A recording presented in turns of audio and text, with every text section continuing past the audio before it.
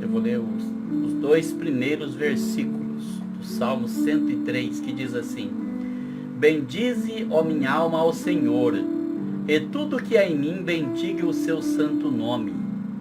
Bendize, ó minha alma, ao Senhor, e não te esqueças de nenhum de seus benefícios. Esse assunto que escolhi como tema, o que devemos ao Senhor, nos leva a uma ligeira reflexão. Ribeirão Preto, 1973, que aventura que foi a nossa, né? Quantos anos se passaram de lá para cá? Olha quanto tempo já passou. Quantos anos se passaram? 13 anos, já faz 48 anos que nós estivemos em Ribeirão no seminário. Fui eu, Zé Assis, o Paulo César Zanata, primo dele. Fomos os três para lá. O desejo mais sincero da minha alma era ser padre. Mas eu tinha uma série de embaraços na minha vida. Eu não tinha vida. Eu era uma criança complicada. Eu era uma criança que não sabia o que era a vida, não fazia ideia do que me esperava na vida, nem do que Deus poderia fazer na minha vida. Eu tinha aprendido religião nos 2 anos e meio que eu frequentei a Casa do Catecismo. Minha professora foi a Dona Nega e também uma das gêmeas. Não vou dizer o nome porque há pessoas que não gostam que falam o nome, né? Então, tinha um complexo de inferioridade baixíssimo, baixíssimo. Minha autoestima não existia. Eu era tudo aquilo que eu não gostaria de ter sido. Não gostava do meu nome, não gostava do meu rosto, não gostava da minha vida, não gostava de nada. E sentindo-me sozinho assim, eu não sei porque eu sempre fui sozinho. Quando eu comecei a ir para a escola, em 1967, era numa escolinha de fazenda, e eu ia sozinho. Meus 4 irmãos estudavam em outro período, eu ia sozinho de manhã, só eu. Parece que era o destino ser sozinho. No segundo ano, a dona Branca, que era minha professora, ela mudou, ela veio para a cidade, e a minha mãe me trocou de escola, me levou para outra fazenda, a fazenda Caxambu. Eu ia sozinho outra vez, era 4 quilômetros de distância, eu ia a pé, voltava a pé, e aí encontrei o senhor Ariovaldo Felipe, que me deu uma carona, que ele ia buscar a esposa dele, que dava aula lá na Fazenda Paraíso, e pediu para minha mãe me transferir para lá. Então eles passavam na porteira da entrada do sítio que eu morava, eles me davam carona para ir para a escola e me davam carona para voltar. Todo mundo era muito simples, meu pai, minha mãe, eu. A gente não tinha malícia de nada. Eu ia sozinho por aquelas estradas de manhã e voltava meio-dia sozinho. A gente não se preocupava, não tinha medo do que poderia acontecer. Mas o senhor Evaldo falou: olha, isso é muito perigoso, transfere para lá, eu te dou carona. O senhor Evaldo foi uma alma muito boa. A dona Leonice, minha professora do 2º ano, eles foram muito bons para mim. Então eu estudei até na metade do ano na Fazenda Paraíso. E a minha família veio para a cidade, mas a dona Leonice não deixou me transferir para a cidade. Então, de manhã eu ia na casa dela, pegava carona com eles, ia até a Fazenda Paraíso, e meio-dia voltava, eu descia na casa dela, que era um quarteirão da minha casa, e eu ia para casa dali, sabe? Olha, meu Deus, é tanta coisa.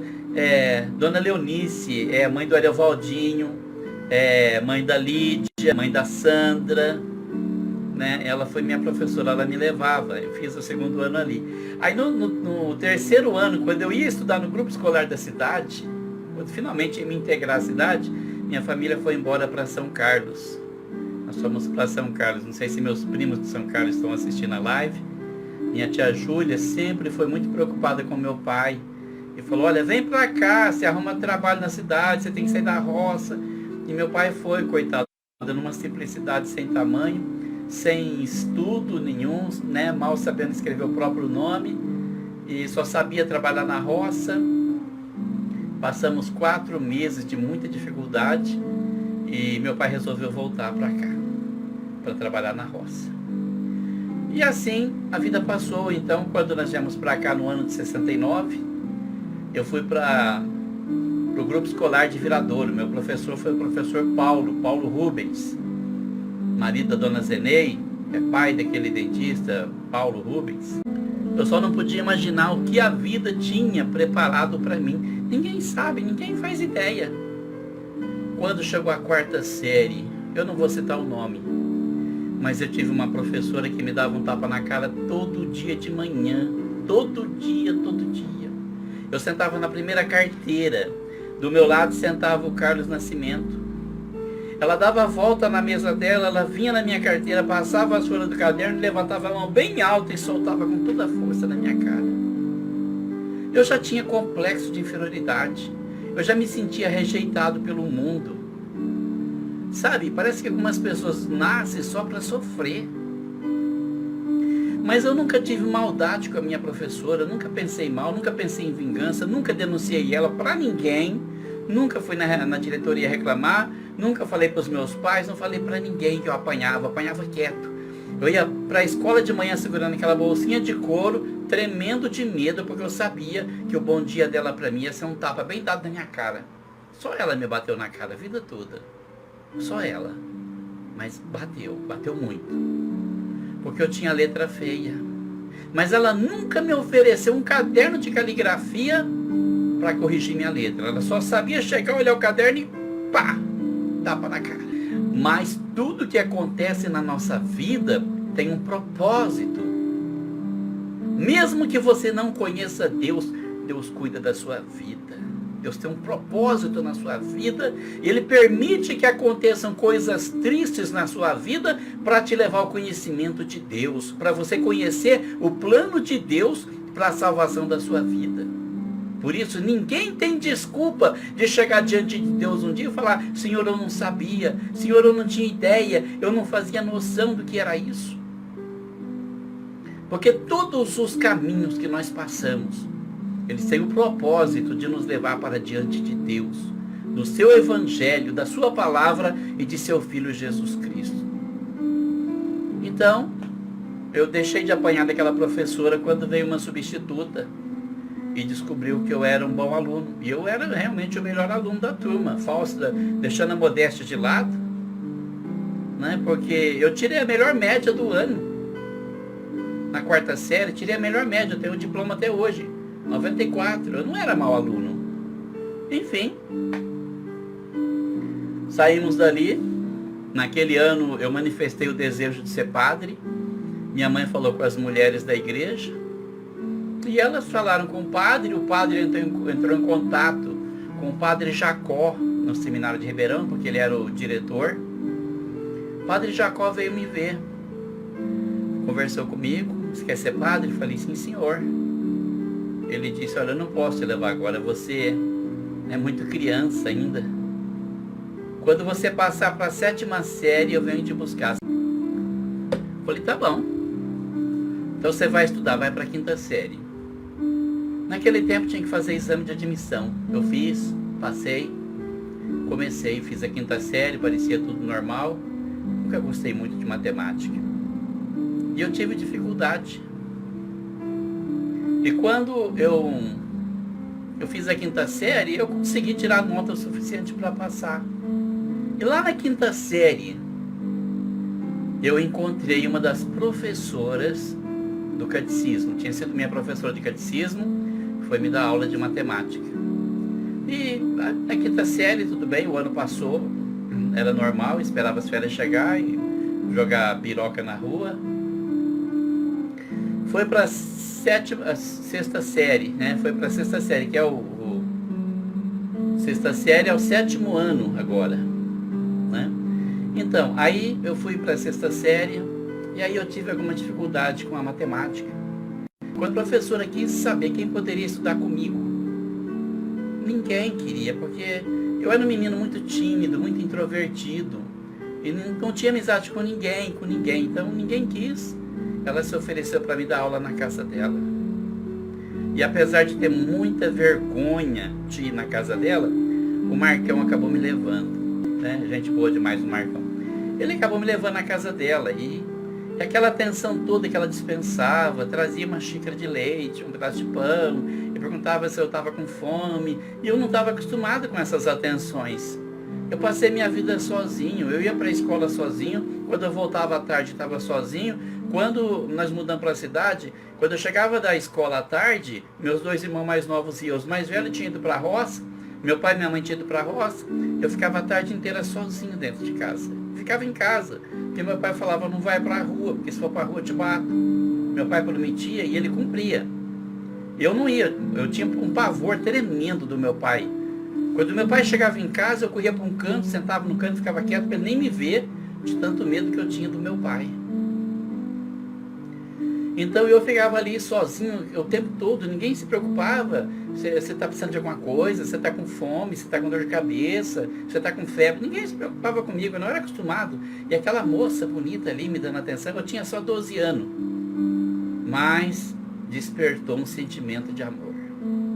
Talvez até fosse o que as pessoas chamam de complexo de Édipo, não sei.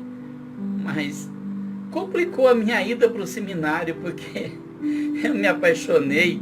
Eu tive uma paixão tão forte que levou anos para passar. Mas no ano de 73, quando eu passei para a 7ª série, assim que o ano começou, o padre Jacó veio me buscar. Ele tinha prometido que viria e veio.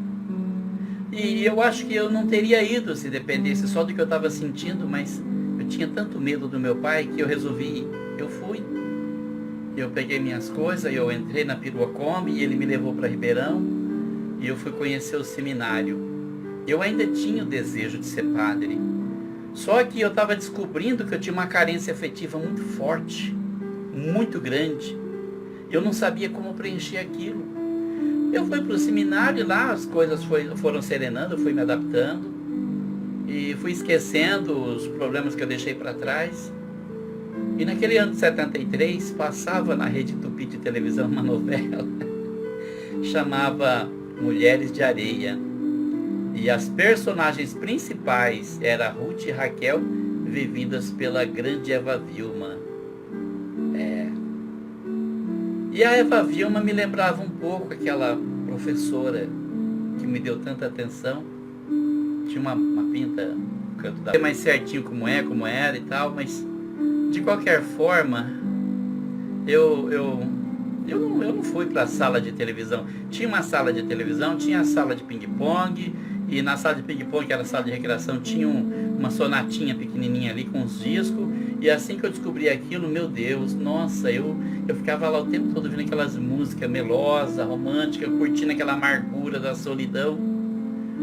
E eu lembro que uma noite estava tudo escuro, eu ali sozinho naquele escuro, assim, ouvindo músicas do Márcio Franco. O Zé Assis entrou na sala de recreação. Miguel, vem aqui, aquela professora. Ele sabia que eu gostava da professora. Aquela professora está lá na televisão. Ai, como que eu era menino bobo, tão bobo, tão bobo. Eu acreditei. Eu fui lá para ver se era verdade. E quando eu cheguei e vi aquelas 2 gêmeas ali, contracenando na televisão, meu coração disparou. Não sabia se era ela, se não era, mas lembrava muito. E eu comecei a ficar deprimido, e foi um problema em cima do outro, e pouco tempo depois eu senti que não dava mais para ficar lá. Conversei com o padre Jacó, falei, olha, eu preciso voltar, eu não estou me sentindo bem aqui. Ele falou, eu também estou achando que você não está se adaptando, é melhor você voltar. Quando terminar a 8ª série, você vem. Tudo bem. Ele me trouxe de volta. E eu voltei ansioso para ver aquela professora de novo. No outro dia cedo, corri para a escola. Me puseram numa turma de repetente. Tinha a pessoa era bem mais velha do que eu, uma turma bagunceira. E eu entrei num cantinho, sentei e fiquei lá esperando. Só para descobrir que aquela professora não estava mais dando aula em Viradouro, tinha ido embora. Eu não sei se é verdade, mas inicialmente me disseram que ela tinha ido para Ribeirão. Depois pegou outro rumo, foi embora e nunca mais voltou. Eu me senti perdido na vida, porque a única coisa que chamou minha atenção, a única coisa que realmente me interessava, que parecia bonito, tinha evaporado diante dos meus olhos. Eu não sabia que Deus tinha permitido aquilo para me levar por um caminho em que eu viesse a reconhecer que eu não sou nada, que eu não nada sou, que eu preciso do Senhor, que Ele é tudo que eu preciso para preencher minha vida. Os anos se passaram, eu mantive esse sentimento escondido no meu coração, mas Deus é aquele que vasculha os rins e os corações das pessoas.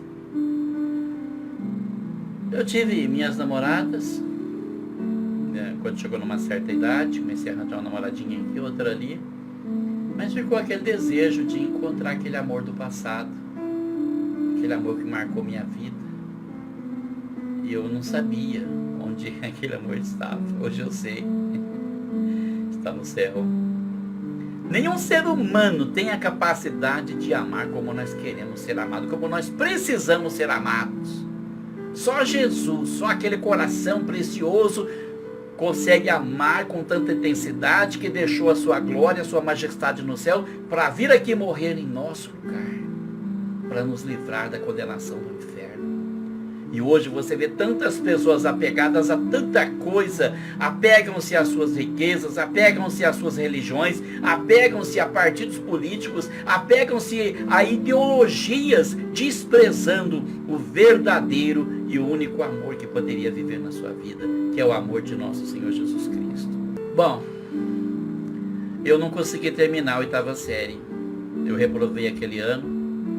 No ano de 74 eu fiz a 7ª série de novo, passei para a 8ª. O trabalho se intensificou na roça, para onde meu pai me levou. E eu acabei desistindo antes do final do ano, antes de terminar a 8ª série. Eu percebi que não ia ter jeito de estudar, que não ia ter chance nenhuma na vida. E eu realmente falei, eu tenho que me conformar com a sina na roça. Eu fui trabalhar na roça, comecei trabalhando num sítio aqui perto. Depois eu fui trabalhar na Fazenda São Paulo, do senhor José Gibran. Trabalhei quase 2 anos ali, entre 75 e 76. Foi mais ou menos na época que eu deixei de estudar. Tentei fazer outras coisas, quis fazer curso por correspondência, não deu certo. Tentei fazer tanta coisa, quis prestar concurso para aeronáutica, nada dava certo. Por fim, só me restou uma opção: vou tirar a carta, vou ser motorista de caminhão para sair da roça. Tirei carta quando eu tinha 19 anos, pagando as prestações, porque era como eu podia pagar. O dinheiro que eu ganhava na roça não era meu, ia para casa, era do meu pai. Então eu demorei muito tempo para acabar de tirar minha carta, fui pagando aos pouquinhos. E quando eu tirei carta, eu descobri que ninguém ia me dar uma chance de ser motorista. Porque todo emprego onde eu batia, as pessoas falavam, você precisa ter experiência, tem que ter prática, tem que ter experiência. Para trabalhar com ônibus tem que ter experiência, para puxar a turma de roça tem que ter experiência, para puxar laranja tem que ter experiência, para transportar a cana tem que ter experiência, tudo tem que ter experiência. Mas como que eu vou adquirir experiência se ninguém me dá um emprego? É complicado, né? Por fim, eu vi que não tinha jeito, me conformei com a roça. Casei com 22 anos, perdão, com 21 anos eu me casei. Com 22 anos nasceu minha filha mais velha. E eu já tinha me conformado que meu destino era a roça. Eu era um fracassado, um derrotado. O mundo não ia dar chance para mim. Quando eu me casei, eu já tinha um irmão que era motorista de caminhão, um irmão que era pedreiro e um irmão que era carpinteiro. E eu não era nada, era roceiro. Tinha que ser, foi o que a vida reservou para mim. Eu era ruim de roça também, era muito fraco, né? Eu não trabalhava, não conseguia trabalhar igual os outros, tinha problema com pressão, não sabia que tinha pressão alta, hoje eu sei que era pressão alta. Eu me dava cãibra e tinha tanta dificuldade. E nem ser bom de roça eu conseguia. Eu falei, meu Deus, que fracasso que eu sou, que derrota que eu sou, ainda fui casar, pôr filho no mundo. Aí no ano de 83, no momento mais crítico da minha vida, confuso, perdido, desorientado, sem rumo na vida, sem nenhuma esperança e sem Deus no mundo, Jesus entrou na minha vida através do Evangelho. Meu coração estava triturado bastante para reconhecer que nada mais importava. Não precisava ter orgulho religioso, não precisava me apegar à religião, não precisava me apegar a nada. Porque todo mundo tinha me decepcionado, todo mundo tinha me abandonado, E eu não era nada, não era ninguém e nunca seria. E me ajoelhei diante do Senhor e falei, seja feita a tua vontade e não a minha. Conheci o Evangelho através da Bíblia Sagrada. Evangelho puro, verdadeiro, simples, sem invenções humanas, sem artifícios humanos, sem nenhuma novidade. O Evangelho que Jesus pregava. O tempo está cumprido e o reino de Deus está próximo. Arrependei-vos e crede no Evangelho.